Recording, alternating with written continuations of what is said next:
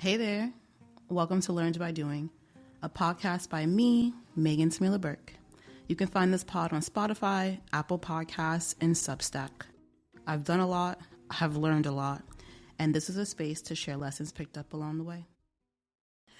Let me tell you real quick about the power of a test run. A test run has been holding me down for a long time. And it's it's one of many reasons, or rather representative of why I did well as like a productivity coach and a performance coach, is because all of the tactics that I recommend to people are really things that I've tried, and I can usually get a good gauge of how people are and their personalities and what's going to work for them, and then decide which things in my toolbox am I going to recommend to them.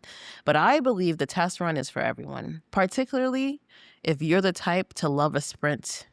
You love a good 28-day, 30 days, 3 months, 90 days. If you're getting tingly just hearing those those periods of time, then you get me. Let me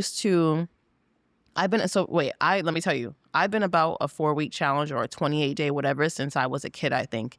It's just always been my vibe. And I find sprints, I love a sprint. I find them to be, honestly, like a manifestation tool, or rather like a tool for, as one could say, a quantum leap, right? Because it just helped me show up as that person that's doing that thing. I don't usually go into them thinking, I'm going to do this thing for 90 days and then stop. I usually will do it around something that I do want to continue doing. So maybe that's why also I see it as a tool for like just becoming this next iteration of the person that I'm creating, right? But a test run has changed the game. And I saw how well test runs work with other people when I was a coach, and I would kind of like forbid people from starting. And I would say, okay, you can't start for 2 weeks. So you just gotta, you gotta just play around. Or if you want to do something, you can. But really though, don't start until next Sunday. And then they would like either start early, or they wouldn't do anything though. But they would actually listen and not do anything. And they would feel so much lighter and energized to start the sprints or the challenge or whatever it is, right? I love a test run though, because maybe we've met, I'm Megan Smila Burke, and I'm an overachiever. And I be doing the most sometimes. I'm still unlearning, but it's not even that I be doing the most like out of pressure. It's that I can do the most. And it's also that I love to do the most. If you saw the amount of things I've created today, oh my gosh. This is the third podcast that I'm recording right now, and it's 9:15 at night. So I be doing the most, but I can do the most. Test runs though help me confront my capability. And what I mean by that is, so right now I'm in the midst of a 30-day content creation challenge. And if you're listening to this, that means that it is about to end, because in this season, I don't like speaking on things as they're going on. I'd rather talk about it after it's done. What I did last week though, I think at one day I just felt, I don't know, compelled to post a reel, I think. And I don't usually post reels. And I said, let's just keep it going, because this challenge is about to start. And I think I posted a carousel. And originally my plan was going to be to post a carousel on Instagram every day for 30 days, right? Throughout this test run week, I quickly learned, whoa, that's a lot. And I realized that the days where I was like, I created too much written content and like it was just too much for me to think about making a carousel, those days I naturally had filmed a reel. And so one day, let me look actually, because so on my calendar, my trick is that I create an event for a recurring event, and it's called, like right now it's called 30 days, 30 posts. So it's recurring for the 30 days.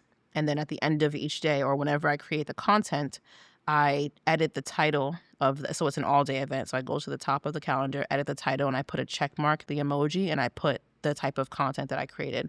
So I can actually go back to last week right now and tell you when I started and what I did. Okay, so I started on